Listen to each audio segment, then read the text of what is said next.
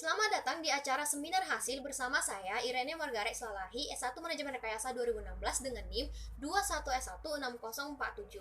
Terima kasih saya ucapkan kepada Bapak Hadi Sutanto Saragi selaku dosen pembimbing saya dan kepada Bapak Christopher Senaga selaku dosen pengulas saya.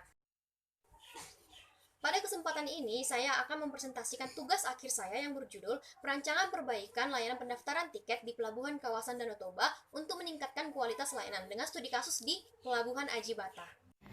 Latar belakang dilakukannya penelitian ini adalah yang pertama, Danau Toba telah ditetapkan sebagai salah satu daerah wisata super prioritas. Di Indonesia terdapat 5 daerah yang menjadi kawasan wisata super prioritas, yaitu Danau Toba di Sumatera Utara, Borobudur di Magelang, Jawa Tengah, Mandalika di Nusa Tenggara Barat, Labuan Bajo di Nusa Tenggara Timur, dan Likupang di Sulawesi Utara.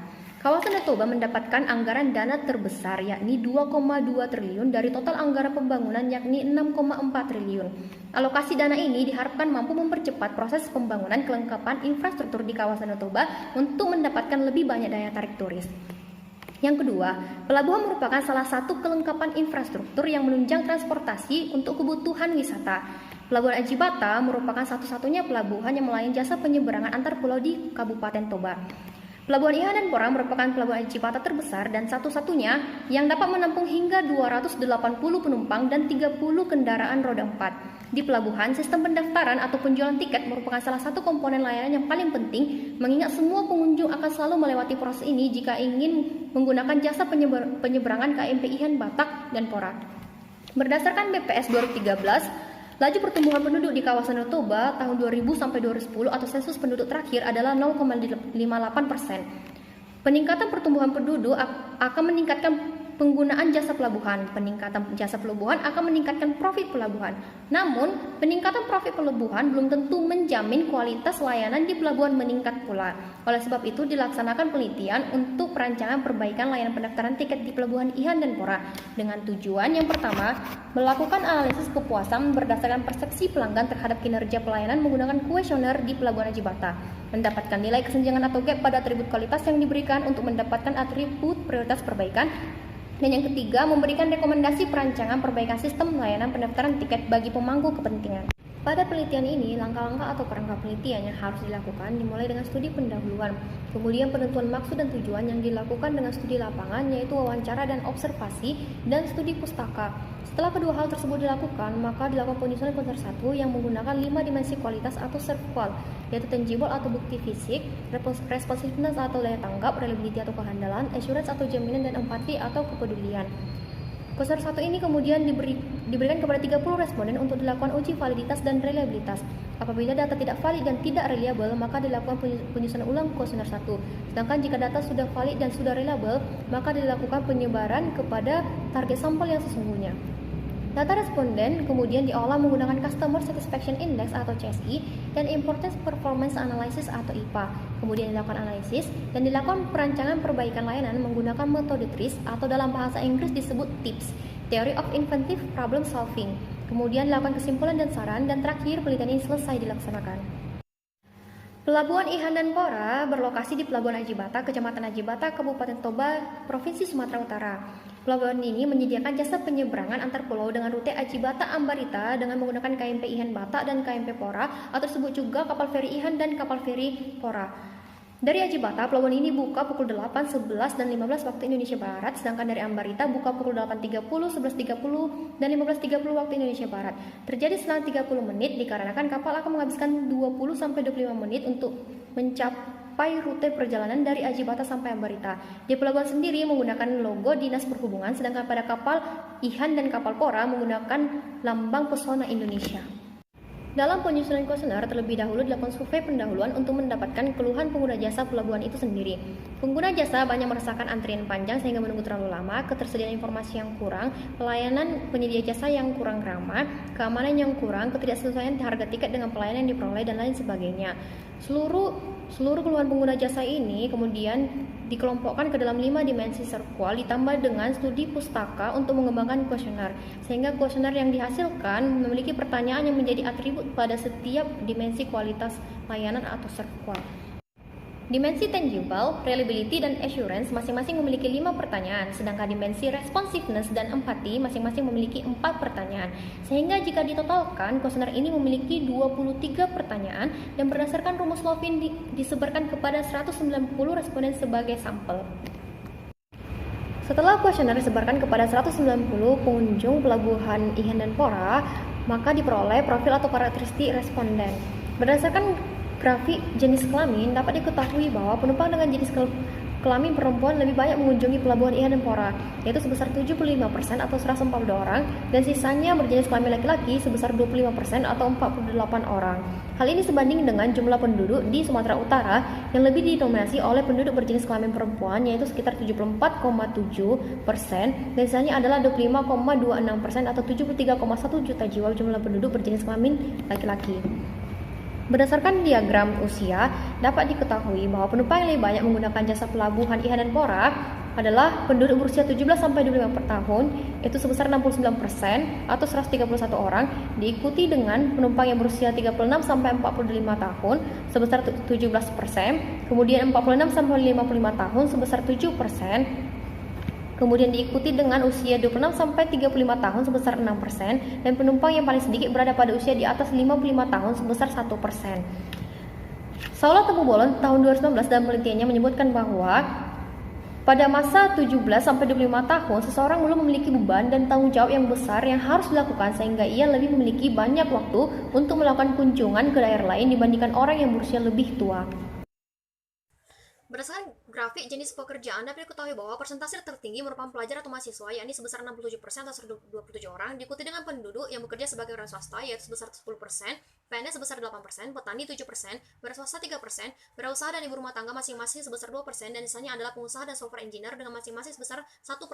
Diagram tersebut juga menunjukkan bahwa pengguna jasa pelabuhan Ihan dan Pora memiliki beragam jenis pekerjaan, di mana jenis pekerjaan juga menentukan intensitas penggunaan jasa pelabuhan.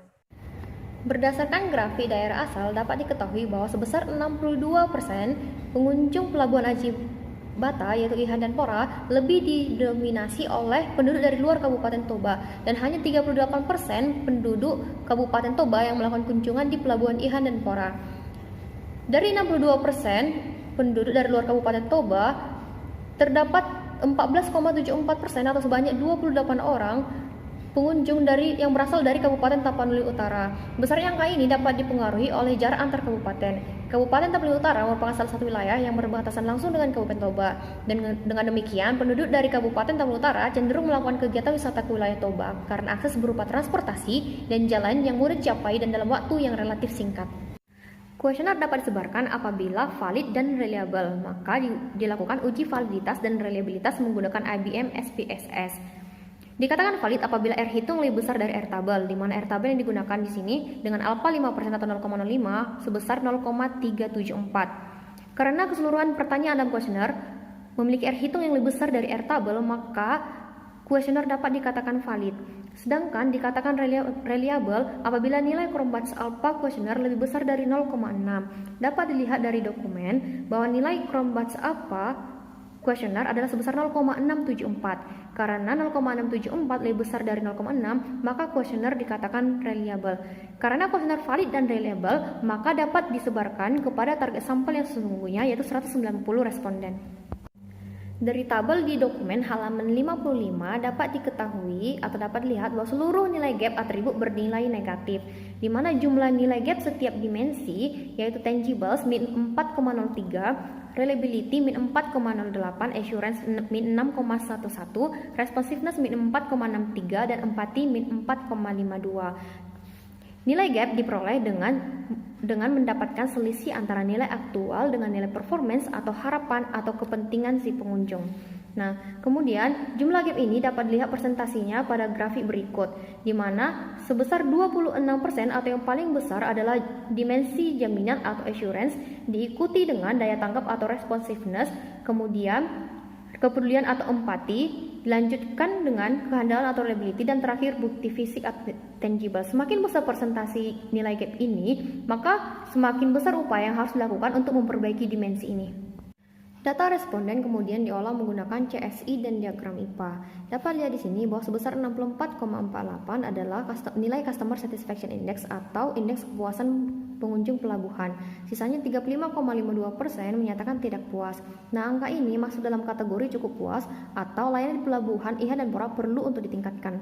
Kemudian dilakukan pemetaan melalui diagram IPA, di mana kita hanya fokus pada kuadran 1, karena kuadran 1 ini adalah fokus perbaikan atau harus ditingkatkan. Dalam kuadran 1 ini terdapat 6 atribut yang menjadi prioritas perbaikan, yakni C3, E2, D4, C2, B3, dan A4. Kemudian dilakukan perancangan perbaikan layanan menggunakan TRIS atau TIPS. Dengan langkah pertama, melakukan analisis masalah dan solusi awal. Pada kolom keterangan ini merupakan keterangan dari setiap atribut yang menjadi prioritas perbaikan berdasarkan diagram IPA. Sedangkan di sini adalah solusi awal. Nah, solusi awal yang diberikan untuk memperbaiki atribut yang menjadi prioritas perbaikan. Contohnya, penyediaan CCTV dan fire alarm untuk C3, penyediaan kotak P3K untuk perbaikan atribut E2, menyediakan nomor panggilan pusat untuk layanan gangguan dan informasi, memberikan prosedur kebijakan dan ketentuan penggunaan jasa pelabuhan yang jelas untuk perbaikan C2, pengguna jasa mengisi data dengan hati-hati dan sesuai KTP, dan petugas pelabuhan menjamin kerahasiaan data untuk memperbaiki atribut B3, menyediakan papan informasi dan palang penunjuk arah untuk memperbaiki atribut A4. Langkah 2, penurunan masalah dan analisis kontradiksi. Seluruh kondisi pada kolom teknis improving feature ini merupakan solusi awal yang diberikan pada tahap sebelumnya. Kemudian lakukan analisis kontradiksi yang ditunjukkan pada kolom teknis worsening feature. Worsening feature dilakukan untuk mengetahui sesuatu yang harus dibayar, dihabiskan, atau keluarkan suatu lembaga jika ingin memperbaiki atribut untuk meningkatkan kualitas layanan dengan menggunakan improving feature, yaitu penyediaan CCTV dan fire alarm tentunya akan menghabiskan biaya untuk penyediaan dan pemasangan CCTV dan fire alarm tersebut. Penyediaan kotak P3K pada ruang pendaftaran atau pembelian tiket tentunya akan mengeluarkan biaya tambahan dan penyediaan dan pembaruan isi kotak P3K. Penyediaan nomor panggilan pusat atau call center pelabuhan tentunya akan menyebabkan petugas kelelahan karena harus bersedia berkomunikasi dengan pengguna jasa kapanpun saat dibutuhkan. Memberikan prosedur kebijakan dan ketentuan penggunaan jasa pelabuhan yang jelas dalam bentuk brosur pada belakang tiket maupun ditempelkan pada dinding informasi tentunya akan mengeluarkan biaya tambahan setiap kali melakukan pembaharuan informasi.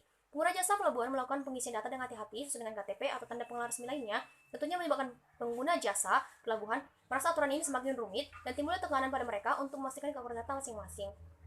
Petugas jasa pelabuhan menjamin kerahasiaan data, tentunya akan memaksa petugas untuk melakukan penjagaan keamanan data dengan baik.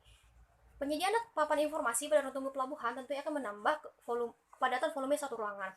Penyediaan palang penunjuk arah secara berurut dari tempat parkir, ruang tunggu, dan toilet serta area menuju kapal tentunya akan menambah biaya penyediaan palang informasi. Kemudian, seluruh kondisi improvement feature dan worsening feature dikonversi ke dalam parameter teknik TRIS. Parameter teknik ini berfungsi untuk mendefinisikan kondisi improving feature dan worsening feature ke dalam bahasa teknik. Contohnya, penyediaan CCTV dan fire alarm pada ruang pendaftaran tiket atau area pelabuhan penting lainnya dilakukan untuk menghindari adanya tindakan kriminal dan tindakan lainnya mengganggu aktivitas pelabuhan. Maka kondisi ini sesuai dengan parameter teknik external harm effects di objek. Angka 30 ini menunjukkan bahwa external harm effects di objek merupakan parameter teknik TRIS yang ke-30. Contoh lainnya, petugas pelabuhan harus bersedia berkomunikasi dengan pengguna jasa kapanpun saat dibutuhkan. Tentunya akan membuat petugas kelelahan. Kondisi ini termasuk ke dalam parameter teknik loss of energy. Dengan demikian, loss of energy merupakan parameter teknik TRIS yang ke-22. Langkah 3, eliminasi kontradiksi berdasarkan TRIS Inventive Principle. Pada tahap ini yang digunakan hanyalah parameter teknik improving feature dan parameter teknik worsening feature. Kemudian, kedua parameter ini dilakukan persilangan menggunakan matriks kontradiksi untuk mendapatkan ASTRO TRIS Principle atau 40 prinsip TRIS. Angka ini menunjukkan hasil persilangan dari parameter teknik improving dan worsening feature yang dapat digunakan untuk memberikan rekomendasi akhir dalam peningkatan kualitas layanan pendaftaran tiket di pelabuhan IHA dan Pora. Safransky dalam Octaviani dan Raimona Jadri tahun 2016 menyatakan penyusunan solusi perbaikan kualitas layanan berdasarkan TRIS dilakukan pada prinsip TRIS yang terjadi minimal 2 kali. Hal serupa juga dilakukan oleh Ramanti Effendi Nastuti 2017 dan Rahayu dan Lumandono tahun 2019 dalam masing-masing penelitiannya. Hal ini dilakukan agar rekomendasi perbaikan yang diberikan dapat lebih fokus diterapkan.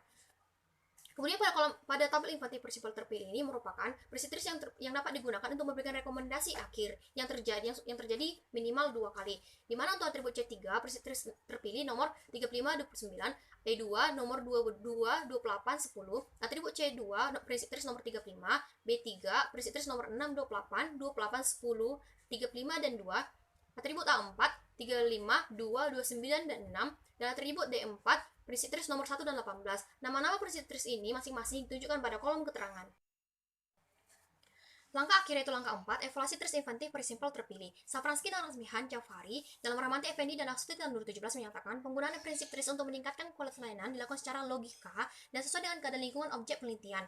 Dengan demikian, rekomendasi akhir yang dapat diberikan untuk meningkatkan kualitas layanan pendaftaran tiket di Pelabuhan Ihan dan Pora adalah untuk atribut C3, penyediaan CCTV dan fire alarm hanya pada area pelabuhan yang paling penting, menggunakan jenis CCTV yang sesuai dengan tujuan fungsinya, dan memberikan informasi bahwa petugas selalu mengawasi area pelabuhan dan menggunakan CCTV sebagai fasilitas keamanan untuk meningkatkan kepercayaan oleh pengguna jasa pada pihak pelabuhan.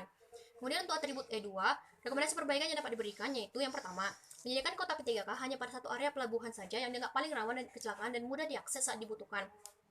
Kemudian, melakukan penyediaan kota P3K dan pemeriksaan kelengkapan dan kelayakan peralatan di dalamnya secara berkala. Dan yang ketiga, petugas melakukan pengawasan yang efektif saat kapal mulai berlabuh di mana penumpang kapal akan beramai-ramai keluar diganti dengan penumpang kapal yang akan masuk dengan atau tanpa kendaraan. Untuk perbaikan atribut C2, rekomendasi perbaikan yang dapat diberikan yaitu pihak pelabuhan Ihan dan Pura sebaiknya menyediakan informasi yang paling penting mengenai prosedur, kebijakan, dan atau ketentuan penggunaan jasa pelabuhan. Dan yang kedua, pihak pelabuhan sesegera mungkin memperbarui informasi setiap kali terjadi perubahan. Rekomendasi perbaikan yang dapat diberikan untuk atribut B3 yaitu melakukan pengisian data dengan hati-hati sesuai dengan KTP atau tanda pengeluaran resmi lainnya. Pihak Pelabuhan Ihan dan Pora dapat membuat suatu sistem digital dan pendaftaran atau pembelian tiket kapal. Petugas Pelabuhan Ihan dan Pora menjamin kerahasiaan data dengan melakukan teknologi enkripsi data pada database pengguna jasa pelabuhan, dan pihak Pelabuhan Ihan dan Pora membatasi akses data pengguna jasa dan menetapkan jumlah petugas yang berwenang dalam pengelolaan data tersebut. Rekomendasi perbaikan untuk atribut A4 secara keseluruhan yaitu menyediakan papan pengumuman informasi hanya pada area yang penting saja, yakni ruang tunggu atau outdoor dekat pintu masuk ruang tunggu. Kedua, menyediakan papan pengumuman informasi yang ditempatkan di suatu area tanpa menyulitkan petugas dan pengguna pelabuhan saat beraktivitas. Menyediakan palang penunjuk arah di sekitar pelabuhan secara berurutan dari tempat parkir, ruang tunggu, dan toilet serta area menuju kapal. Dan yang terakhir, membangun palang penunjuk arah tanpa terpisah, yakni menggabungkan seluruh area yang dapat dijangkau oleh satu tiang palang penunjuk arah saja. Dan untuk rekomendasi perbaikan atribut D4, pihak pelabuhan melakukan kategori layanan informasi yang umum dan penting diketahui oleh pengguna jasa dengan cara melakukan rekaman penyampaian informasi dan membuatnya menjadi jawaban telepon atau panggilan otomatis. Dan kedua, frekuensi penerimaan panggilan atau call center dapat diatur yakni hanya hari Senin sampai Jumat dan tidak menerima panggilan setiap pukul 14 WIB ke atas. Dengan demikian, rekomendasi perbaikan menggunakan inventif prinsipal terpilih ini adalah sebanyak 18 rekomendasi perbaikan, dan ini telah disusun secara logika dan sesuai keadaan lingkungan dan kemampuan Pelabuhan Ihan dan Pora dalam mewujudkannya. Demikian presentasi tugas akhir saya ucapkan terima kasih.